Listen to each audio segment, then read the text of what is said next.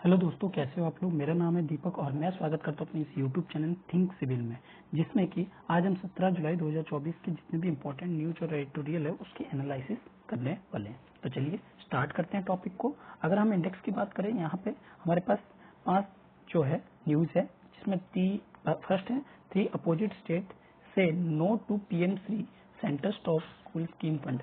देखिए 3 स्टेट ने क्या किया है, हम पीएम श्री जो जिसमें प्रधानमंत्री ने पीएम श्री की स्कीम की शुरुआत की थी, उसको लेके 3 स्टेट ने क्या कहा कि हम इस जो स्कीम है इसको अप्लाई नहीं करेंगे। ठीक है, तो इसके वजह से सेंटर ने क्या किया, उनके स्कूल्स के फंड जो है रोक दिया है। तो उसके बारे में ये आर्टिकल है और उसके बारे में डिटेल से जानेंगे।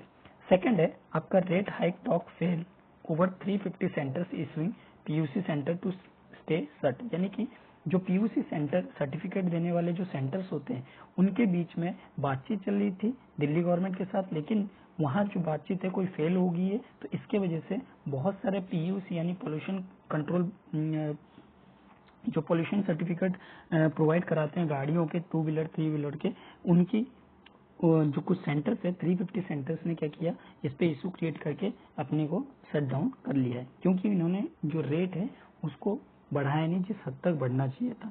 ठीक है, तीसरा है मिनिस्टर रिव्यू प्रोग्रेस एट टहरी पावर कॉम्प्लेक्स। किस तरीके से जो हमारी जो पावर मिनिस्टर है उन्होंने टहरी डैम का यानी कि टहरी पावर कॉम्प्लेक्स का रिव्यू किया, वहाँ पे यहाँ पे कॉन्सेप्ट को जानेंगे। और साथ ही साथ टहरी जो डैम है उसके बारे में यहाँ पे जानकारी लेंगे। यहाँ हम पीएम श्री के बारे में बात करेंगे, यहाँ पॉल्यूशन कंट्रोल बोर्ड के बारे में बात करेंगे। तो इन सब छोटे छोटे टॉपिक को भी, सब टॉपिक को भी देखेंगे।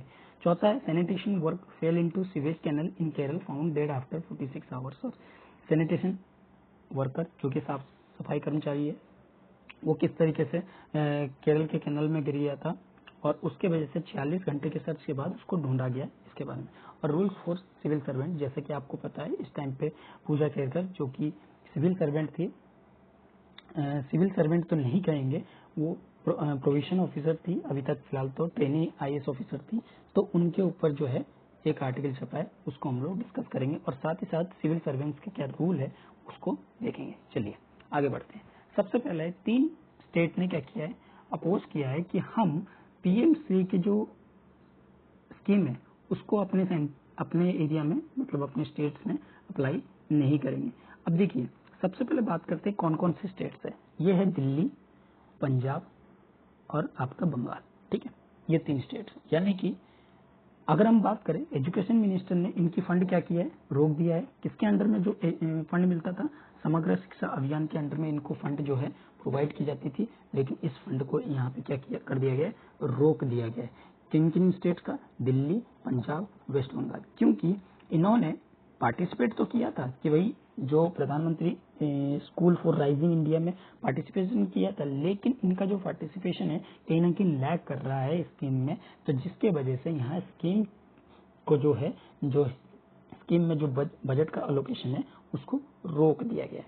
अगर बात करें तो कितने का बजट था, वो था 27,000 करोड़ का अगले 5 साल में, जिसमें सेंटर जो है वो क्या करने वाली थी, 60% फाइनेंशियल बर्डन को अपने ऊपर लेने वाली थी, जबकि स्टेट्स के ऊपर इसके लिए 40% रखने वाली थी।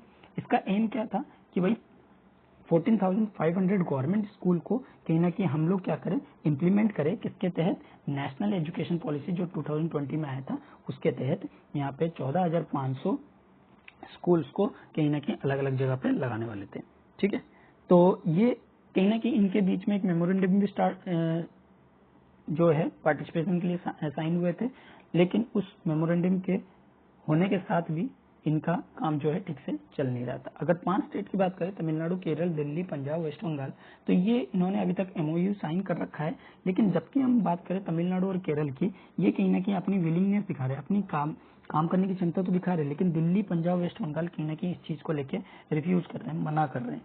ठीक है, जिसके वजह से सेंटर ने सर्व शिक्षा समग्र शिक्षा अभियान के तहत इनका फंड को रोक दिया है।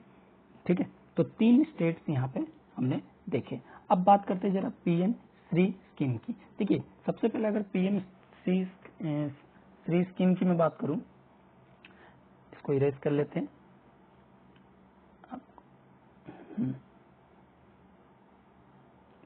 चलिए देखिए क्या कहता है पीएम स्कीम। ये सबसे पहले तो सेंट्रली स्पॉन्सर्ड स्कीम है, सेंट्रली स्पॉन्सर्ड स्कीम क्या होता है? वो स्कीम जिसमें सेंटर प्लस स्टेट दोनों की भागीदारी होती है, उसको हम लोग सेंट्रली स्पॉन्सर्ड स्कीम कहते हैं। और ये कब स्टार्ट किया गया था? ये आपके 2022 में इसको शुरुआत मिली थी। ठीक है, इसको अगर इसका ऑब्जेक्टिव देखें, ऑब्जेक्टिव क्या है? जैसे कि मैंने पहले ही बताया कि यहाँ पे 14,500 स्कूल्स को पूरे भारत में यानी कि पूरे कंट्री में फैलाना। ठीक है, पूरे भारत में फैलाना और अलग अलग एरिया में, चाहे वो यूटी हो, चाहे वो लोकल बॉडीज हो, ठीक है, या सेंट्रल गवर्नमेंट हो, हर जगह पे कहीं ना कहीं पीएम श्री के अंडर में जो है 14,500 स्कूल को स्ट्रेंथ देना। ठीक है, अलग अलग जगह पे जो भी एग्जिस्टिंग स्कूल है उन्हीं को ठीक करना, यानी कि जो हमारे पहले से स्कूल स्टेब्लिश है उन्हीं स्कूल को ठीक करना। ठीक है, पीएम स्कीम। अब बात करते हैं इसकी ड्यूरेशन क्या थी। ड्यूरेशन थी कहीं ना कहीं 2022 से लेके 23 से लेके 2026-27 के लिए, यानी कि 5 साल का जो है 4 साल का ड्यूरेशन जो रखा गया था। अगर हम 2022 से देखें 2027 तक तो 5 साल का ड्यूरेशन रखा गया था। ठीक है, जिससे कि ये मेंटेन जो है रखा जाएगा। अगर इसके फीचर्स की बात करें, कुछ से जो आपके सिलेक्टेड स्कूल होंगे वो कहीं ना कहीं ये दिखाएंगे कि वो नेशनल एजुकेशन पॉलिसी 2020 को फॉलो करते हुए इस चीज को अप्लाई करेंगे। और साथ ही साथ ये जो पीएम स्कूल है, पीएम श्री स्कूल है, उसको ग्रीन स्कूल यानी कि इन्वायरमेंटल फ्रेंडली बनाया जाएगा। क्या बनाया जाएगा? Environmental friendly. ठीक है, तो ये सारी चीजें कहीं ना कहीं इसमें रखा गया था। इसमें बच्चों की ग्रेड की आउटकम्स किस तरह से बढ़ेगी, इस चीज पे फोकस किया जाएगा। असेसमेंट लेवल भी बढ़ाया जाएगा और साथ ही साथ लिंकेज किया जाएगा स्किल सेक्टर को, यानी कि स्किल सेक्टर को इंक्रीज किया जाएगा प्लस और लोकल इंडस्ट्री के साथ इन बच्चों के स्किल्स को किस तरह से इंक्रीज किया जाए इसको भी अटैच किया जाएगा। और स्कूल क्वालिटी असेसमेंट फ्रेमवर्क को भी यहाँ पे डेवलप करने की बात की गई थी। ठीक है, तो आई होप कि आपको पीएम स्कीम के बारे में अच्छी तरह से जानकारी होगी। चलिए आगे बढ़ते हैं अगले आर्टिकल की तरफ। Rate hike top fail over 350 centres issuing PUC certificate to stay. देखो, पोल्यूशन अंडर कंट्रोल जो सर्टिफिकेट्स होते हैं जो कि बाइक या फिर आपके कार के लिए या फिर किसी भी व्हीकल्स के लिए प्रोवाइड की जाती है, 2 व्हीलर 3 व्हीलर 4 व्हीलर। ठीक है, तो उसके लिए क्या हुआ था, यहाँ पे नेगोशिएशन चल रहा था किसका, कहाँ पे? नेशनल कैपिटल में। कहाँ पे? दिल्ली पेट्रोल डीलर्स एसोसिएशन और दिल्ली ट्रांसपोर्ट डिपार्टमेंट। किस बात पे? कि भाई आप जो है इंक्रीज करो रेट्स को। जो टेस्टिंग व्हीकल होती है वो कहीं ना कहीं आप जो हमारी इनकम वगैरह भी निकल सके, हम लोग उस पर जो डिपेंडेबल है उनकी इनकम वगैरह निकल सके। तो यहाँ की अगर प्राइस देखा जाए बहुत कम है, तो इन्होंने क्या कहा था कि प्राइस को जो है इंक्रीज किया जाए। लेकिन दिल्ली गवर्नमेंट ने जो चार्ज लगा था पेट्रोल सीएनजी डीजल के, उस पर इतना ज्यादा हाइक नहीं किया जितना कि आपके 2011 में किया था। लास्ट बार जब रिवाइज किया गया था तो कहीं ना कहीं 2011 में किया गया था, तो वहां पे जो है कुछ परसेंटेज बढ़ाया गया। अभी बताएंगे कौन से कितने परसेंटेज बढ़ाया गया। और जो न्यू रेट रखा गया पीयूसी सर्टिफिकेट का पेट्रोल सीएनजी एलपीजी जो कि 2 और 3 व्हीलर के लिए, वो फिक्स रखा गया 80 रुपीज। देखिए ध्यान रखिए 80 रुपीज सिर्फ। ठीक है, अगर हम बात करें 4 व्हीलर की जो या 4 व्हीलर से ऊपर की, तो उनके लिए कितना रखा गया? 110 रुपीज की। ठीक है, अब यहाँ पे अगर डीजल की बात करें, डीजल प्रोपेलेड व्हीकल्स की बात करें, तो इनकी रेट रखा गया 140 रुपीज। ठीक है, अगर वही चीज अगर 2011 की देखें तो इसको रिवाइज करके 60, 80 और 100 रुपीज जो है रखा गया था। ठीक है, तो इसको इंक्रीज करके कितना रखा गया? 60, आपका 80 और 100 रुपीज जो है इसके मुकाबले रखा गया था। ठीक है, उस टाइम पे आपके मतलब 2011 का रेट ये है, 2011 का, और अभी का रेट यानी 2024 का रेट ये है। ठीक है, तो इससे क्या होगा कि जिससे ये नेसेसरी हो सके कि जो पॉल्यूशन चेकिंग हो उसको कहीं ना कंटिन्यूसली ऑपरेट मिल सके, इफिशिएंसी तरीके से काम कर सके, प्रोवाइड क्वालिटी सर्विस जो है वो अच्छी तरह से मिल सके, इसके लिए ये रखा गया था। तो लेकिन यहाँ पे गड़बड़ क्या हुआ, इन्होंने कहा कि भाई 2011 में आपने 6 साल का गैप लिया था इंक्रीज करने में, लेकिन यहाँ पे तो आप करीब करीब 15 साल ले रहे हो, गैप ले रहे हो, 14 साल ले रहे हो, और उस टाइम पे आपने 70% जो है इंक्रीज किया था रेट में। लेकिन अब जो है अब 13 साल के बाद सिर्फ 35% ही आप इंक्रीज कर रहे हो, यानी कि सिर्फ हाफ टाइम प्राइस ही इंक्रीज कर रहे हो। इसी के वजह से क्या हुआ, जो 350 सेंटर ने अपनी जो इश्यूज करते हैं पीयूसी सर्टिफिकेट्स को, उनको कहीं ना कहीं बंद कर दिया है। ठीक है, तो इसी के ऊपर ये आर्टिकल था। अब बात करते हैं थोड़ा पॉल्यूशन कंट्रोल बोर्ड की। देखिए, अगर हम पॉल्यूशन कंट्रोल बोर्ड की बात करें, क्या है इसके बारे में जानते हैं जरा। पॉल्यूशन कंट्रोल, तो इसको इरेज कर देते हैं, चलो एक ब्लैंक शीट ले लेते हैं। देखो, सीपीसीबी, अगर हम बात करें, ये एक स्टैट्यूटरी ऑर्गेनाइजेशन है,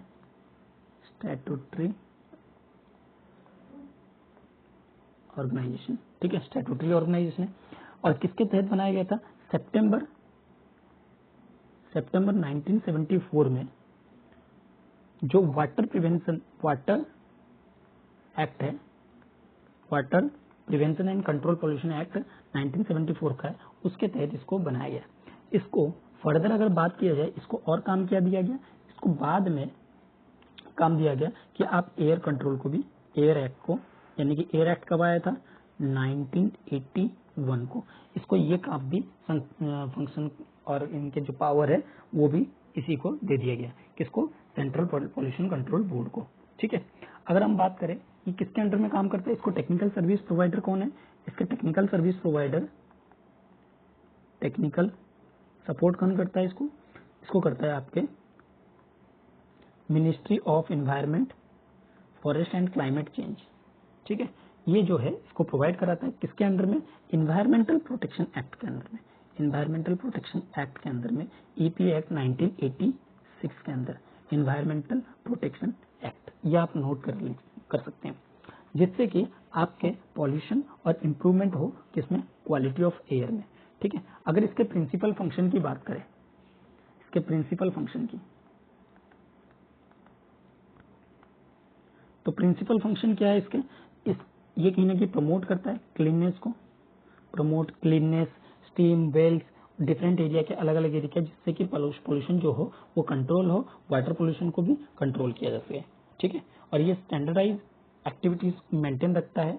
ठीक है, जिससे कि नेशनल एम्बिएंट एयर क्वालिटी जो इसके अंडर सब कैटेगरी के अंदर जो डेवलप किए जाते हैं सीपीसीबी द्वारा, वाटर क्वालिटी क्राइटेरिया, जो एमिशन कितना होना है उसके लिए रूल रेगुलेशन, ट्रीटमेंट किस तरह से होनी चाहिए, मेडिकल वेस्टेज का, डिस्पोजल ऑफ बायोमेडिकल वेस्टेज का। ठीक है, तो हजार्डस वेस्टेज का, एमिशन नॉर्म्स क्या होने चाहिए, और जो फ्यूल क्वालिटी क्या होनी चाहिए, एमिशन स्टैंडर्ड क्या होनी चाहिए, तो ये सारी चीजें जो है इनमें फंक्शन में दिए हुए हैं। ठीक है, तो ये सारी चीजों को कहीं ना कहीं इंक्लूड किया गया है। चलिए अब बात करते हैं आगे की, नेक्स्ट आर्टिकल की तरफ बढ़ते हैं। नेक्स्ट आर्टिकल है minister review progress Tehri power complex. देखिए यहाँ पे सिर्फ ये न्यूज है कि भाई यूनियन मिनिस्टर जो पावर हाउसिंग अर्बन अफेयर्स थे मनोहर लाल खट्टर, उन्होंने मंडे को रिव्यू किया और यहाँ देखा कि 2400 मेगावाट टेहरी पावर कॉम्प्लेक्स जो है टेहरी गढ़वाल में प्रोड्यूस की जाएगी। ठीक है, तो ये सारी चीजें, और यहाँ पे मशीन सॉल वगैरह, आउटफिट वगैरह किस तरह से प्रोग्रेस कर रहे हैं, किस तरह से काम कर रहे हैं, इसके बारे में उन्होंने जो है निरीक्षण किया है। अब बात करते हैं कुछ इसके पॉइंट्स की। देखिए, जो टिहरी हाइड्रो पावर प्रोजेक्ट है वो कहीं ना कहीं जनरेट करती है, क्या आपकी जनरेट करती है इलेक्ट्रिसिटी, और ये कहाँ है, टिहरी गढ़वाल में। और कहाँ पे बना हुआ है, ये एक हिमालय डैम जो है, ये जो डैम है ये टिहरी प्रोजेक्ट में आता है, और ये जो डैम है वो कहीं ना कहीं आपके हिमालयन रिवर पे बना हुआ है। और हिमालयन रिवर कौन सी, आपकी जो रिवर है वो है आपके भागीरथी रिवर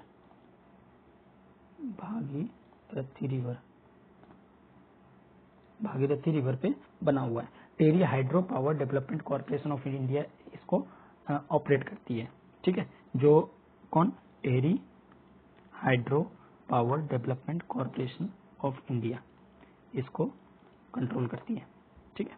अब इसमें अगर पावर जनरेशन की बात की जाए तो 2400 मेगावाट जो है आपने देख ही लिए, टेरी पावर कॉम्प्लेक्स जो है कहीं ना कहीं जनरेट कर रही है। अगर यहाँ पे अलग अलग प्रोजेक्ट की बात करें तो अलग अलग, ये जो स्टार्ट किया गया था पावर जनरेशन प्रोजेक्ट, ये आपके 2006 में स्टार्ट किया गया था, ठीक है। चलिए आगे बढ़ते अगले आर्टिकल की तरफ। Sanitation worker who fell into sewage canal in Kerala found dead after 46 hour in search.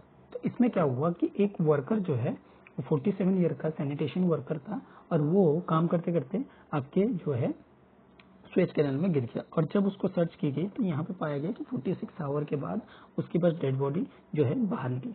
हमारे लिए ये तो इम्पोर्टेंट था ही, जो सैनिटेशन वर्कर कैसे गिरा क्या है ये चीज़ तो है ही, लेकिन इसके साथ साथ हमें इसके बारे में जानना है क्या सैनिटेशन वर्कर जो गिरा है क्या उसने इक्विपमेंट यानी कि जो सेफ्टी गियर्स है वो ठीक से यूज किए थे, और साथ ही साथ ये भी जानना है कि इसमें जो हमारी स्कीम वगैरह बनाया गया है, स्कीम कौन सा, अगर आपको याद हो तो नमस्ते स्कीम, नमस्ते स्कीम जो है बनाया गया है, क्या उसका क्या किस तरीके के रोल है उसके बारे में जानते हैं। चलिए अगर हम बात करें नमस्ते स्कीम की,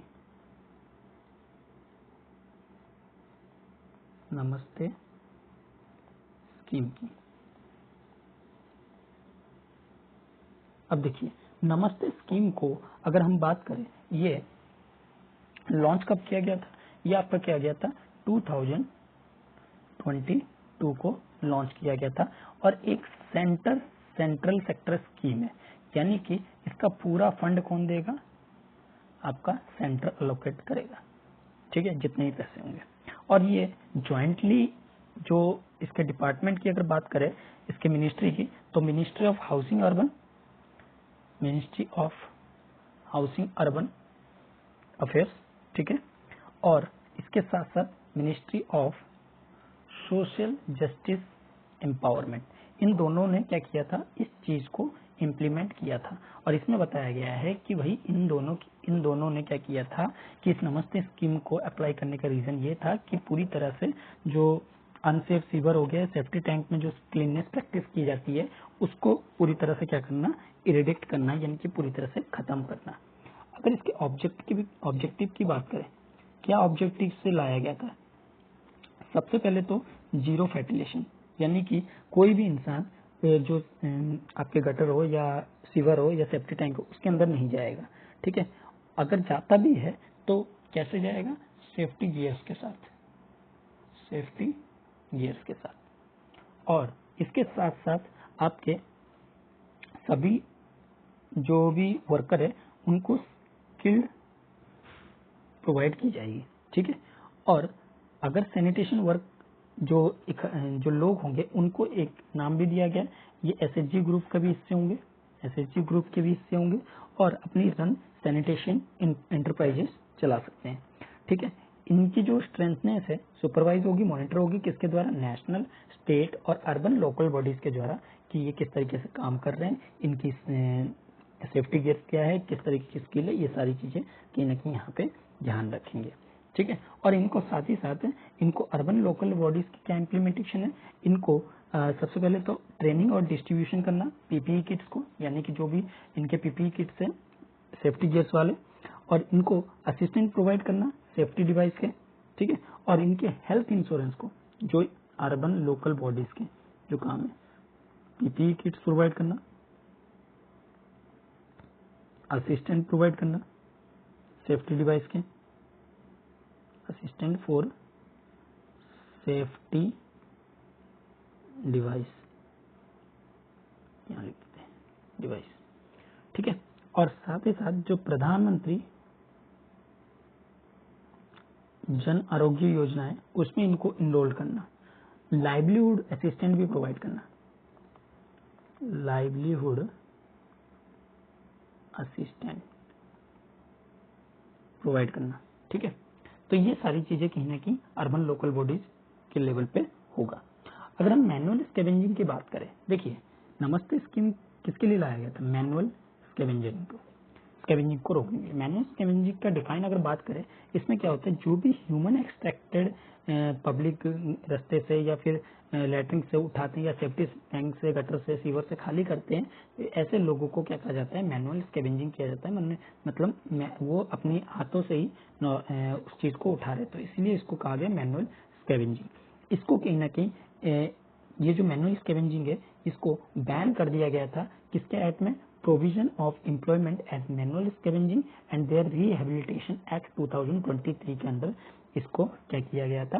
बैन कर दिया गया था। फिर से एक बार बता रहा हूँ, provision of employment as manual scavenging and their rehabilitation act 2013 के अंदर इसको बैन कर दिया गया था कि इस तरह की एक्टिविटीज जो है डीह्यूमनाइज प्रैक्टिस है। ठीक है, और इसको अलग अलग स्टेप पे भी बिल को चेंज किया गया, जैसे कि 2020 में इसको चेंज किया गया जिससे कि इनकी एफिशिएंसी को और ज़्यादा बढ़ा सके। ठीक है, चलिए आगे बात करते हैं। अगला आर्टिकल, हाँ ये आर्टिकल, यहाँ पे 2 आर्टिकल है। एक तो Puja Khedkar has no major physical disability, doctor रेनी। तो सबसे पहले हम बात करेंगे कि भाई यहाँ पे 2 आर्टिकल को एक साथ इंक्लूड किए, रूल्स फॉर सिविल सर्वेंट के बारे में बात करेंगे। ठीक है, ये आर्टिकल ही अपने आप में बहुत अच्छी आर्टिकल है। देखिए क्या हुआ, जैसे कि आपको पता है लास्ट सैटरडे जो कॉन्स्टिट्यूशन जो सिंगल मेंबर कमेटी है डिपार्टमेंट ऑफ पर्सनल और डीओपीटी यानी कि department of personal and training ने उसने एग्जामिन किए सभी डॉक्यूमेंट को और सबमिट किए, जो भी सबमिट किए थे आईएएस पूजा केड़कर ने। ठीक है, और यहाँ पे जो केड़कर है उन्होंने सिक्योर किए थे 821 रैंक जो लाए थे 2022 के यूपीएससी सिविल सर्विस एग्जाम में लाया गया था, और उनको आईएससी यानी कि Indian administrative service IAS provide की गई थी। किससे? बैकवर्ड कास्ट ओबीसी यानी कि अदर बैकवर्ड क्लासेस में उनको प्रोवाइड की थी, और साथ ही साथ इन्होंने अपनी फिजिकल हैंडीकैप कोटा का भी इस्तेमाल किया था इस नौकरी को पाने के लिए। ठीक है, अब क्या हुआ, इनकी मल्टीपल एलिगेशन जो है वो मिसकंडक्ट की है, मतलब इन्होंने बहुत सारी ऐसी ऐसी चीजों की डिमांड की है जिनकी अभी इनको प्रोवाइड ही नहीं किया जाता। तो इन्होंने जब इस चीज को देखा कि ये चीज प्रोवाइड नहीं हो रही है, तो इन्होंने खुद ही उस चीज को कवर करना स्टार्ट कर दिया। जैसे इन्होंने सबसे पहले तो ये अभी पूरी तरह से आईएएस ऑफिसर नहीं बनी, अभी प्रोबेशन ऑफिसर के रूप में वो अभी काम कर रही है, मतलब पूरी तरीके से आईएएस ऑफिसर नहीं है, ये ट्रेनी आईएएस ऑफिसर की तरह काम कर रही है। लेकिन ये कहा जाता है, इनके ऊपर एलिगेशन लगाया जाता है कि इन्होंने अपने जो नीचे के चैम्बर है डिस्ट्रिक्ट कलेक्टर है उसके चैम्बर को कहीं ना कहीं ऑक्यूपाई करने की बात की गई है, और साथ ही साथ इन्होंने अपनी प्राइवेट कार के ऊपर रेड ब्लू कलर की बिकॉन का इस्तेमाल किया यानी कि लाल बत्ती का इस्तेमाल किया, और साथ ही साथ अपने और जो कि एक लग्जरी ऑडी कार है उसमें लगाए, और जो गिफ्ट है वो अलग, ये भी क्लेम किया जा रहा है कि इन्होंने बहुत सारे गिफ्ट भी कैरी किए थे। ठीक है, अब ये क्या हुआ, जैसे ये लाइट में आया ये कंट्रोवर्सी, तो महाराष्ट्र गवर्नमेंट ने 8 जुलाई को क्या किया, डिसाइड किया कि हम लोग पूजा केड़कर को कहीं ना कहीं पुणे से वाशिम जो है ट्रांसफर करेंगे। तो यहाँ पे क्या हो गया, ट्रांसफर का प्रोसीजर भी हो गया। ठीक है, तो केड़कर ने यहाँ पे केड़कर को यहाँ पे 2 प्राइमरी रूल के अंडर इसको किया गया। कौन से? पहला है Indian all India service rule 1968, all India service rule AIS rule 1968, और दूसरा है इंडियन एडमिनिस्ट्रेटिव सर्विस 1954 प्रोविजन के अंदर। ठीक है, इन 2 अंडर के लाया गया। अब क्या कहती है rule on integrity of service, क्या कहती है कि सभी आईएएस ऑफिसर, जो भी आईएएस हो या आईपीएस हो या इंडियन फॉरेन सर्विस ऑफिसर हो, जो भी AIS के कंडक्ट में आते हैं यानी कि AIS 1954 के कंडक्ट में आते हैं, उसमें रूल्स में जो है ये डिस्क्राइब किया गया उनकी सर्विस कैसी होगी, उनकी ट्रेनिंग कैसी होगी, इस बारे में। रूल 3 सब क्लोज 1 ये बताता है कि हर एक मेंबर जो है सर्विस का वो हर टाइम अपनी एब्सोल्यूट इंटीग्रिटी और डिवोशन ड्यूटी को मेंटेन रखेगा और कुछ भी ऐसा काम नहीं करेगा जो अपने सर्विस को कहीं ना कहीं खराब करे। तो रूल 4 सब क्लोज 1 भी कुछ इस तरह की चीजों को स्पेसिफाई करता है। और ज्यादा ये क्या कहता है कि जो पोजीशन है या इन्फ्लुएंस है उसको कहीं ना कहीं अपने पोजीशन की इन्फ्लुएंस को कहीं ना कहीं यहाँ पे सिक्योर करने की बात है, और किसी को भी जो है जैसे अपनी फैमिली मेंबर है या फिर कोई प्राइवेट ऑर्गेनाइजेशन है, एनजीओ है, उससे इन्फ्लुएंस नहीं होना है इनको, ठीक है। फोर सब क्लोज 1 कहता है। वहीं अगर 2014 की बात की जाए तो गवर्नमेंट ने कुछ नए रूल्स को भी ऐड किए थे। ये रूल्स क्या करता है, लेजिस्लेटिव आपके एथिकल स्टैंडर्ड को, इंटीग्रिटी को, ऑनेस्टी को, पॉलिटिकल न्यूट्रलिटी को, अकाउंटेबिलिटी को, ट्रांसपेरेंसी को और रिस्पॉन्सिबिलिटी पब्लिक और जो इनके वीकर सेक्शन है इनको कहीं ना कहीं ऐड करता है, ठीक है। और ये सारी चीजें कहीं ना कहीं इंपॉर्टेंट हो जाती है आपके एथिकल पेपर के लिए भी, और साथ ही कुछ डायरेक्शन भी इशू करती है कि इन डायरेक्शन का इनको फॉलो करनी है, ठीक है। तो अब अगर बात करें रूल 11 क्लोज 1, तो इसमें क्या कहा जाता है कि आप गिफ्ट भी नहीं ले सकते नियरली रिलेटिव या पर्सनल फ्रेंड से, ठीक है। लेकिन अगर गिफ्ट ले सकते हो लेकिन 25,000 से नीचे होना चाहिए। अगर 25,000 से गिफ्ट जो है वो एबोव होती है तो आपको यहाँ पे इंफॉर्मेशन प्रोवाइड करनी पड़ेगी, किसको, डीओपीटी को, ठीक है। तो ये जो थ्रेशोल्ड है वो अपडेट किया गया था कब, 2015 के टाइम पे, ठीक है। जो भी ओकेजन होता है, क्योंकि गिफ्ट वगैरह तो मिलते रहते हैं कि वो जैसे शादी हो गया या फिर आपके वेडिंग वगैरह हो गया, एनिवर्सरी वगैरह हो गया, फेयरवेल वगैरह हो गया, तो इनमें गिफ्ट वगैरह मिलते रहते हैं। तो इतना ज्यादा बर्डन नहीं लगा है, लेकिन हाँ एक कैप लगा दिए कि इतने से ज्यादा आपको अगर मिलता है तो आप उस चीज को इन्फॉर्मेशन जो है अपने जो है वहां पे प्रोवाइड करोगे, गवर्नमेंट को प्रोवाइड करोगे, ठीक है। रिपोर्ट जो है गवर्नमेंट को प्रोवाइड करोगे। तो रूल ऑफ प्रोविजन का क्या फंडा है, यहाँ पे ये देख लेते हैं। जो there is an additionally set rule, यानी कि पहले से ही रूल जो है सेट है प्रोवेशन पीरियड में कि कम से कम 2 ईयर सिलेक्शन के बाद, सर्विस के सिलेक्शन के बाद आपको 2 ईयर प्रोबेशन पीरियड जो है मिलेगा, यानी कि किसी के अंडर रह के आपको वहां पे काम करना पड़ेगा। ये इंक्लूड करता है period of office training at, कौन तय करता है, लवासना तय करता है जो कि मसूरी में है। अगर at the end of 2 year, 2 साल के बाद officer sit for an examination, एक एग्जामिनेशन के लिए बैठता है। उसके बाद एग्जामिनेशन क्लियर होने के बाद उसको रिस्पेक्टेड सर्विस के रूप में फिर देखा जाता है। जब प्रोबेशन पीरियड चल रहा है तो ऑफिसर कहीं ना कहीं फिक्स सैलरी और सिर्फ ट्रैवल अलाउंसेस ही ले सकता है, लेकिन वो अलग अलग चीजें जैसे कि आपके लाल बत्ती की गाड़ी हो गई या आईएएस ऑफिसर की कंफर्म, पूरा जो आईएएस ऑफिसर कंफर्म होते हैं उनकी जो टैग है वो नहीं ले सकते, ठीक है। और साथ ही साथ जो officially car, VIP number plate है, official accommodation, chamber, adequate staff, constable, ये अभी तक प्रोवाइड नहीं किया जाएगा। यानी कि सिर्फ 2 ही चीज की प्रोविजन है, यानी कि आप प्रोविजन पीरियड में तो 2 ही चीज मिलेगी, एक फिक्स सैलरी और एक ट्रैवल अलाउंसेस, इसके अलावा और कुछ नहीं मिलेगा। अगर बात की जाए रूल 12 की, तो यहाँ कुछ सर्कमस्टेंस प्रोवाइड किया जाता है प्रोविजन जिससे कि वो डिस्चार्ज कर सकते हैं। इसमें इंक्लूडेड है सेंट्रल गवर्नमेंट की जो किस तरह से प्रोविजन को फाइंड किया जाएगा कि इन एलिजिबल है फॉर रिक्रूटमेंट के लिए, ठीक है। तो कुछ प्रोविजन बनाएगी कि किस तरीके से आप उनकी कैरेक्टर को चेक कर सकते हैं, क्वालिटी को चेक कर सकते हैं, ये ठीक है या नहीं है, इस चीज के ऊपर भी बात जो है रखी गई है, ठीक है। तो सेंटर ने यहाँ पे इंक्वायरी किया है, इंक्वायरी बिठाया है केडकर के ऊपर डीओपीटी के अंडर में।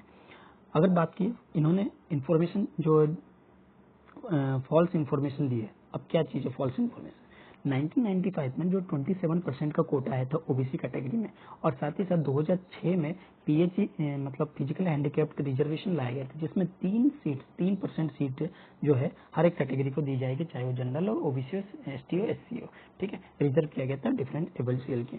अब यहाँ पे केडकर के लो रैंक है और उनको फिर भी आईएएस मिला, तो यहाँ पे कहीं ना कहीं इंडियन प्रीमियर सिविल सर्विस की वजह से, क्यों, क्योंकि उनके कोटे की वजह से। अब अगर उनका कोटा और जो है वो गलत पाया जाता है तो क्या होगा, इनको कहीं ना कहीं डिस्चार्ज किया जाएगा प्रोबेशन ऑफिसर के रूप में, ठीक है। और यहाँ पे डीओपीटी ने एक सर्कुलर सेट किया 1993 में, उन्होंने बताया whenever it is found that government service has furnished false information, produce a false certificate in order to secure appointment, he should not be retained in the service. यानी कि अगर किसी तरह की भी फॉल्स इंफॉर्मेशन मिलता है तो हम इसको सर्विस में इंक्लूड नहीं करेंगे, साफ साफ कहना है, ठीक है। इनके ऊपर एलिगेशन लगाए गए थे कि ये इन्होंने जो है अपनी जो कैट में, यानी कि सेंट्रल एडमिनिस्ट्रेशन काउंसिल ने और नेशनल कमीशन ने कि चैलेंज किया है कि इन्होंने अभी तक कोई अपनी जो प्रॉपर इंफॉर्मेशन है वो नहीं दिया है, ठीक है। केडकर ने पहले ही इस चीज को बता रखा है क्योंकि कैट में पहले ही इनका मामला जा चुका है, और कैट ने ऑर्डर दिया था फेब 2023 में क्या कि यूपीएससी ने खेड़कर से पूछा था कि आप मेडिकल एग्जामिनेशन जो है एम्स में जो है प्रोवाइड नहीं कर रहे हैं, और न्यू दिल्ली ने यहाँ पे अप्रैल 2022 में भी बहुत बार मांगा लेकिन इन्होंने नहीं दिया। उसके बाद फिर इस चीज को रीशेड्यूल किया गया, लेकिन वहाँ रीशेड्यूल के टाइम पे भी ये अपनी प्रोवाइड नहीं किया, और साथ ही साथ इन्होंने एक प्राइवेट हॉस्पिटल से एमआरआई रिपोर्ट को जो है बनाया और एम्स में सबमिट कर दिया। पहले तो इसको एक्सेप्ट कर लिया था, लेकिन बाद में इस चीज को इनकार कर दिया गया था। पहले तो मना ही कर रहे थे, लेकिन फिर बाद में इसको एक्सेप्ट कर लिया था। ठीक है, जिसकी वजह से ये IAS officer, trainee IAS officer के रूप में काम करी थी। अगर हम ओबीसी की कोटे की बात करें तो ओबीसी कोटा क्या कहता है कि आप ओबीसी कोटा में 2 लेयर आते हैं, एक क्रीमी लेयर आता है, एक नॉर्मल क्रीमी लेयर, और एक नॉर्मल लोग आते हैं। ठीक है, अब क्रीमी लेयर यानी कि जिनकी इनकम 8 लाख से ऊपर है और जो गवर्नमेंट पोजीशन ग्रुप 1 के ऑफिशियल्स है, ठीक है, both before the age of 40, ठीक है, जो भी इनके पेरेंट्स हैं इनके यानी कि जो अभी डिपेंडेबल है 40 ईयर से, तो वो ग्रुप बी में जो भी होते हैं या फिर ग्रुप ए के लोग जो होते हैं जिनकी सैलरी इनकम 8 लाख से एबव होता है, तो वो क्रीमी लेयर में आते हैं। तो अब इनकी इनकम देखी जाए तो पूजा केटकर की जो फादर है उनकी इनकम ही बहुत ज़्यादा थी, यानी कि ये एक पॉल्यूशन सेंट्रल बोर्ड ऑफिसर्स में रिटायर्ड हुए हैं, प्लस ये एक पॉलिटिशियन भी रहे हैं, तो इनकी जो कैटेगरी बनेगी वो क्रीमी लेयर में आएगी, जबकि इन्होंने नॉर्मल कैटेगरी में इस चीज़ को अप्लाई किया था। ठीक है, अब देखिए फिजिकल डिसेबिलिटी क्या बताया गया। जब ट्रेनी IAS ऑफिसर में जांच पड़ताल हुई तो इसमें पाया गया जो ट्रेनी IAS ऑफिसर है वो सिर्फ 7% ही डिसेबल है, और जबकि जो क्राइटेरिया है वो 40% का जरूरत होती है किसी भी बेनिफिट को लेने के लिए, जो यहाँ पे बताया गया है। ठीक है, तो इनकी जो डिसेबिलिटी अभी चेक की गई है तो मोटर डिसेबिलिटी कितने परसेंट का है, 7% की डिसेबिलिटी है, जबकि ये बेंचमार्क रखा गया है कि डिसेबिलिटी आपकी कितनी परसेंट होनी चाहिए, 40% होनी चाहिए YCM कैटेगरी के अंदर में। ठीक है, तो इस चीज को कहीं ना कहीं यहाँ पे बताया जो डिसेबिलिटी है उसके 5 मेजर डिसेबिलिटी जो है यहाँ पे सर्टिफिकेट में इशू किया गया। सबसे पहला तो locomotor, visual hearing, mental and blood disorder, thalassemia, इस तरह की अगर डिसेबिलिटी होती है तो, और 21 सब कैटेगरी भी बताया गया इस 5 कैटेगरी के अंडर में कि इनके अंडर अगर होती है तो आपको कहीं ना कहीं वो जो बेनिफिट है वो कहीं ना कहीं प्रोवाइड कर दी जाएगी। ठीक है, लेकिन यहाँ पे ऐसा कुछ नहीं है। आगे देखते हैं आगे किस तरह की कार्रवाई होती है, किस तरह के काम चलते हैं और क्या आगे होता है, इसके बारे में हम लोग आगे बात करेंगे। चलिए, तो आज के लिए बस इतना ही। आई होप कि आपको आज का न्यूज जो है अच्छा लगा होगा। अगर न्यूज अच्छा लगा तो इसको लाइक कीजिए, अपने दोस्तों के साथ शेयर कीजिए और सब्सक्राइब करना ना भूलिए। Thank you.